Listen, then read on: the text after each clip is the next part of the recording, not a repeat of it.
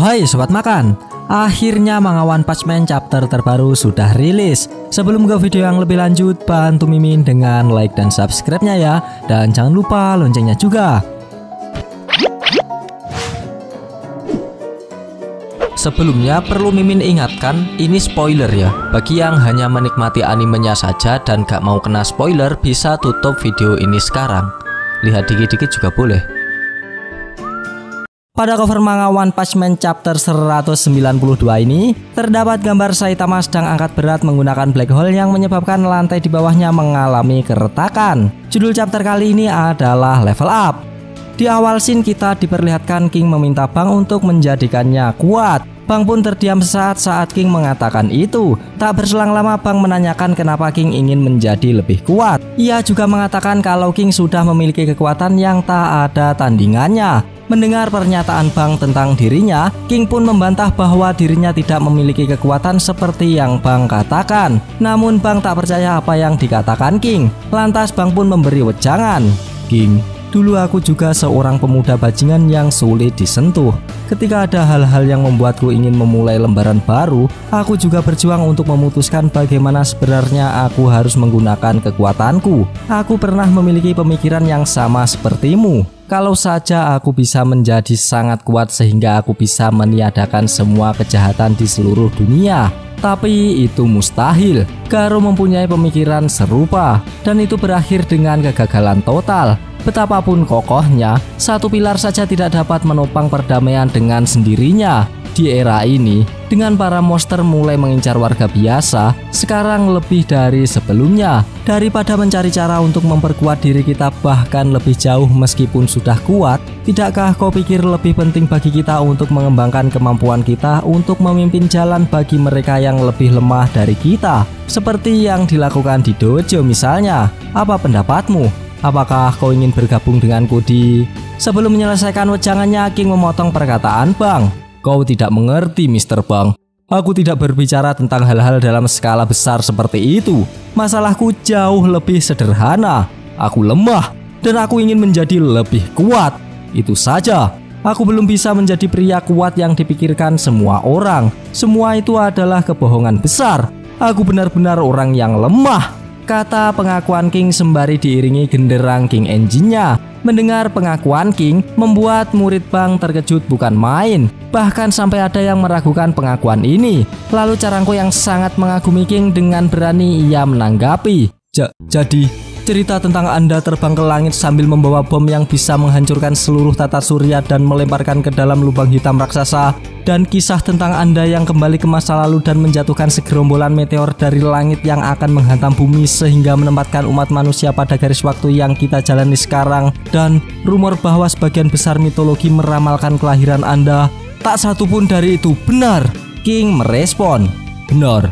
Tapi sepertinya kebohongan-kebohongan itu sebenarnya tidak sebesar itu. Seketika Carangko langsung syok dengan pengakuan itu sob. Ia pun lantas ngerumpi dengan rekannya. Jadi seberapa besar kebenarannya? Apakah dia benar-benar menggunakan bulan sebagai samsak tinju dan meninggalkan lebih banyak kawah di atasnya? Namun sebelum mengatakan King baku hantam dengan bangsa Saiyan di dimensi lain, Bang menghentikan Carangko. Hentikan itu Carangko. Tampaknya ada banyak penggemar di luar sana seperti Carangko yang lebih memujamu sebagai manusia super sempurna daripada dirimu yang sebenarnya. Tapi kau tidak boleh merasa tertekan untuk memenuhi harapan yang begitu besar, King. Rasa tanggung jawabmu adalah sesuatu yang bisa dibanggakan. Tapi tidak perlu memikul semuanya sendirian. Kau memiliki rekan untuk membantumu. Itulah gunanya asosiasi pahlawan, bukan? Lalu Bang menepuk pundak King. Sebenarnya, aku lega mendengarmu meratapi kelemahanmu barusan. Semakin kuat seseorang, semakin sadar mereka akan kelemahannya sendiri. Selama kau tidak melupakannya, tidak ada batasan seberapa kuat yang bisa kau dapatkan. Mendengar Bang juga salah paham dengan maksudnya, King pun semakin jengkel dengan orang-orang yang melebihkan kekuatannya. Bang pun juga menganggap bahwa pembicaraannya tidak berada di dimensi yang sama dengan King. Setelah itu Bang menyarankan King menuju tempat kakaknya yaitu bom. King menuruti dan menemui bom. Saat ditemui, bom sedang berlatih di atas tumpukan batu. Aku sudah mendengarnya. Kau menginginkan kekuatan dalam dimensi yang benar-benar berbeda. Aku tidak tahu apa yang dipikirkan adikku dengan merujukmu kepadaku. Kau bisa berlatih di bawah bimbinganku seumur hidup dan masih belum mendapatkan kekuatan yang kau harapkan. Tentu saja, tidak seperti tinju aliran air milik Bang yang menunjukkan kekuatan sebenarnya saat melancarkan serangan balik. Lalu bom melompat ke atas untuk ancang-ancang menghancurkan tumpukan batu di bawahnya. Setelah dirasa cukup, ia melancarkan tekniknya yang dapat menghancurkan sisi batu tanpa menyentuh hingga berbentuk seperti tiang.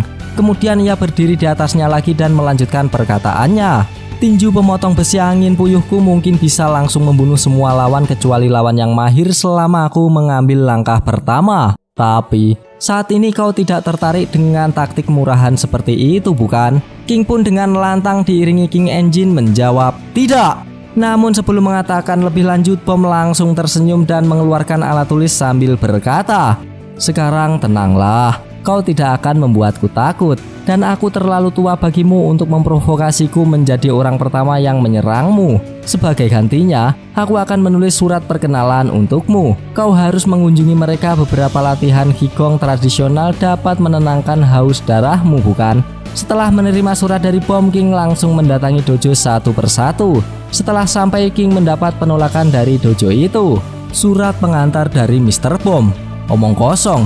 Apa yang mungkin bisa Anda pelajari di dojo kami? Saya sangat menyadari tentang keberadaan seni Qigong aliran King.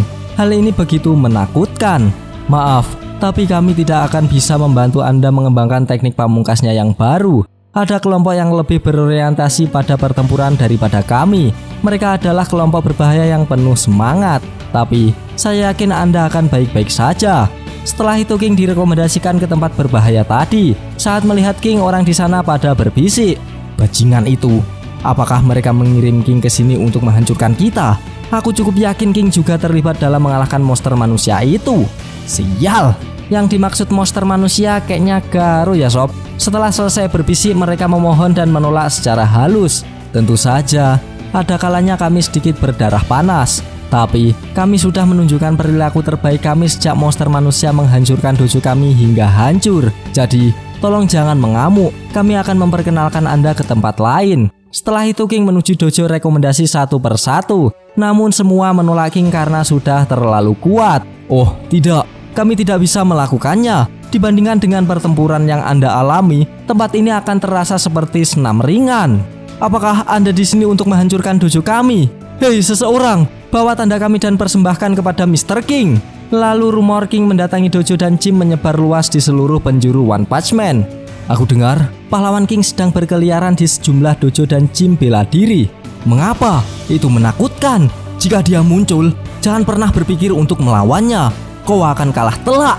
Sepertinya para pengintai asosiasi pahlawan sedang mengelilingi banyak tempat juga. Tetapi jika hal itu dengan King juga bagian dari rencana asosiasi, mereka pasti dalam tekanan tertentu. Ini bisa menjadi plot rahasia untuk menggoyahkan kelompok oposisi dan kelompok luar lainnya dengan menunjukkan kepada mereka seberapa di luar kapasitas mereka. Setelah semua menolak King, ia pun merasa frustasi. Mereka bahkan tidak mau mendengarkan apa yang ingin aku katakan, apalagi menerimaku. Betapa berlebihannya gambaran palsu tentang diriku ini. Aku sudah berkeliling ke banyak tempat. Sekarang matahari mulai terbenam, kata King sambil menaiki anak tangga menuju tempat yang terakhir di daerah pegunungan. Setelah sampai, King berhenti sejenak. Dan sekarang aku berakhir di sebuah gua jauh di dalam pegunungan. Aku bertanya-tanya apakah ada orang di sini dalam tempat seperti ini. Sebelum King melangkah lebih lanjut, Shin pindah di dojo yang sebelumnya King datangi. Di sana terdapat percakapan antara guru dan murid mengenai lokasi yang pantas untuk King. Grandmaster Mecha Suyo, tempat yang Anda rujuk untuk King tadi, apakah itu tempat latihan terakhir yang legendaris? Tanya sang murid. Lalu sang guru menjawab, "Iya, aku berpikir itulah satu-satunya tempat untuknya. Itu adalah tempat di mana semua orang yang mencari pelatihan di luar batas akhirnya berakhir. Kau harus menghadapi dirimu sendiri untuk mencapai pencerahan. Hanya King sendiri yang dapat meredakan raungan buas King Engine. Selain itu, aku takut, jadi aku mengirimnya sejauh mungkin," kata sang guru yang takut dengan King. Shin pindah ke King lagi sob. ia mulai memasuki gua. "Permisi, ada seseorang di sini?"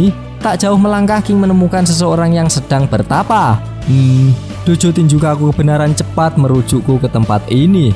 Apakah kau punya waktu untuk berbicara sebentar? Setelah itu kita diperlihatkan seseorang yang King ajak ngobrol. Ia sudah seperti tengkorak akibat betapa cukup lama. King terkejut dan jatuh melihat orang di hadapannya sangat mengerikan. "Mumi? Aku yakin aku pernah melihat ini sebelumnya di anime. Ini adalah salah satu jenis pelatihan di mana kau harus memikirkan masa lalu dan masa depanmu serta segala hal lainnya. Dan kau tidak akan pernah bisa berhenti sampai kau mendapatkan jawaban yang tepat." Setelah itu King dengan segera kabur dari tempat itu. "Ini bukan yang aku minta."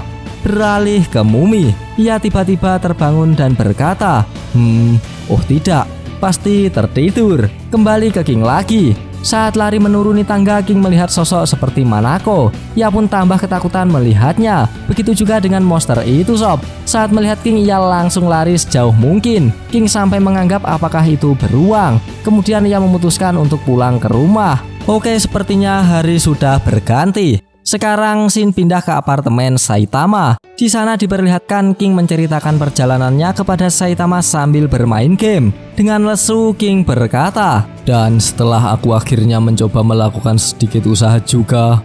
Namun Saitama seperti tak memperhatikan. Ia fokus ke gamenya karena ada potensi untuk menang. Dengan semangat menggebu-gebu ia berkata, "Aku akhirnya melakukan serangan combo super pamungkas. Apakah kau pikir kau bisa berhenti memblokir setiap serangan? Kau melakukan itu sambil menghela nafas panjang kesedihan benar-benar membuatku kesal." Namun meskipun dalam keadaan lesu dan sedih, King masih dengan mudah mengalahkan Saitama menggunakan karakter favoritnya. "Ini persis seperti dalam permainan ini. Aku sama sekali tidak kuat. Namun, setiap kali dunia dalam bahaya, kebohongan tentangku semakin besar.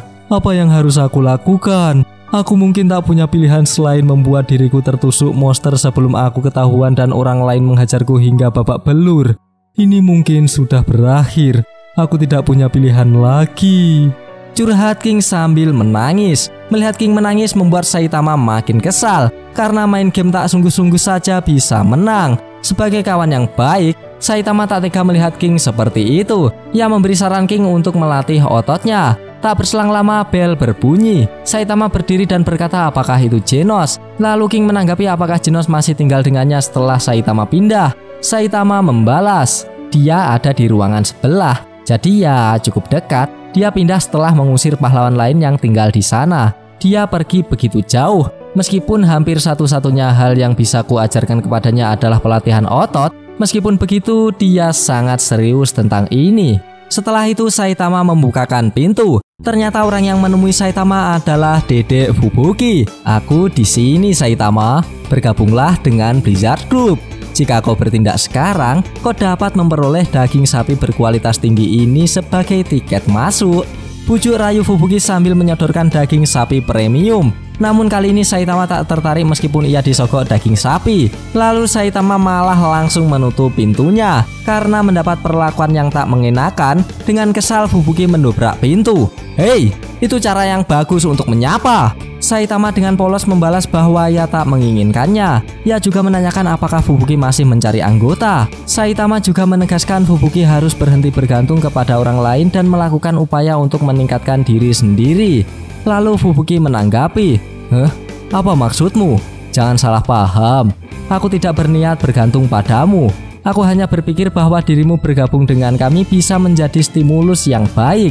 Mulai dari sekarang, daripada terjebak di kelas B, kelompok Blizzard akan mengubah kebijakannya sehingga semua anggota akan bertujuan untuk promosi ke kelas A." Tak berselang lama Rover melompat dan mengambil daging sapi yang dipegang oleh Fubuki. Hal itu sontak membuat Fubuki dan anggotanya terkejut. Lalu terjadilah hal lucu saling tarik-menarik daging antara Rover dan anggota Blizzard. Sementara Fubuki fokus menarik Rover.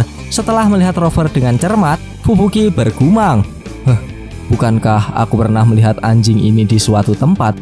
Fubuki berkata demikian karena ia pernah bertemu di dalam markas asosiasi monster saat Rover masih besar. Lalu Saitama berterima kasih kepada Fubuki karena telah membawakan makanan untuk Rover. Mengetahui hal itu, Fubuki langsung menanyakan apakah itu anjing Saitama. Lalu Fubuki menyuruh Saitama untuk menghentikan Rover. Di saat seperti ini, King masih sempat-sempatnya mengintip mereka. Sekarang Rover berhenti merebut daging. Dengan kesal atas kejadian ini, Fubuki akhirnya balik.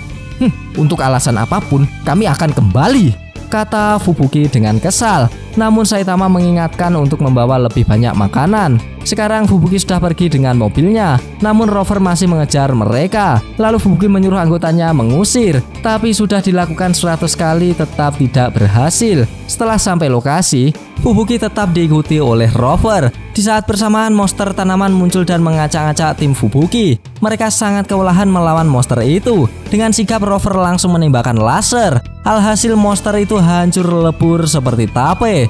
Melihat kejadian itu, Fubuki beserta timnya terkejut dan akhirnya mereka menjadi baik dengan Rover, serta mereka memberi Rover daging sapi terbaik itu. Lalu anggota Fubuki berkata, "Nona Fubuki, anjing ini hanya akan memakan daging sapi berkualitas tinggi." Fubuki membalas, "Siapa peduli, bawa beberapa lagi." Lalu narator mengatakan Rover bergabung dengan sekelompok Blizzard. Saat ini kelompok ini memiliki anjing peliharaan yang paling kuat. Nah, dengan bergabungnya anjing Rover itu, tiba-tiba scene pun berakhir. Kampret, padahal udah seru loh. Gak apa-apa, kita lanjutkan ketika manga chapter terbarunya sudah rilis.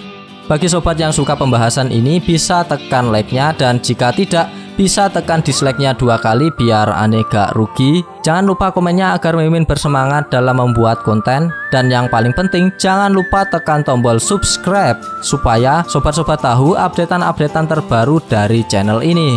Terima kasih telah menonton, sampai jumpa di video-video selanjutnya. Goodbye, dadah.